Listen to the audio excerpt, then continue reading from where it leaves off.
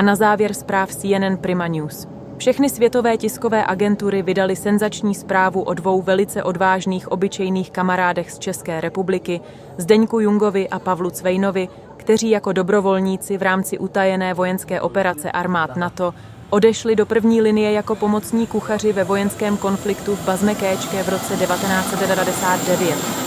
Několik dlouhých let se s jednotkou bránili obklíčení na kvótě Viktora Hryce pod kódovým označením F-13 oddělení dozoru. Z kuchařů se během obléhání stali profesionální vojáci a zabijáci, znalí nevyčerpatelného počtu možností řešení dané, konkrétní situace v jejich prospěch. Téměř pohádkový příběh, zasazený do tak brutálního prostředí válečného konfliktu, má i téměř pohádkový konec.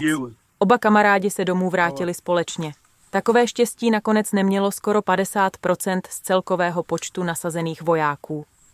Přesné údaje o počtu padlých neexistují. Americká administrativa celou vojenskou akci popírá a vlastně nemá ani jinou možnost, protože veřejně nelze přiznat vojenský zásah na území cizího suverénního státu. To by Amerika navždy pošlapala právě ty svobody, na kterých si zakládá.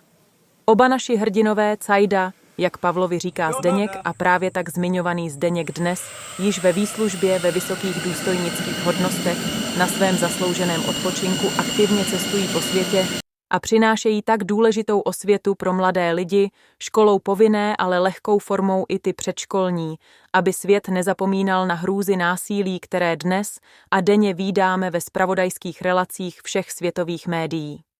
CNN Prima News, redakce zpravodajství, Petra Vymetená.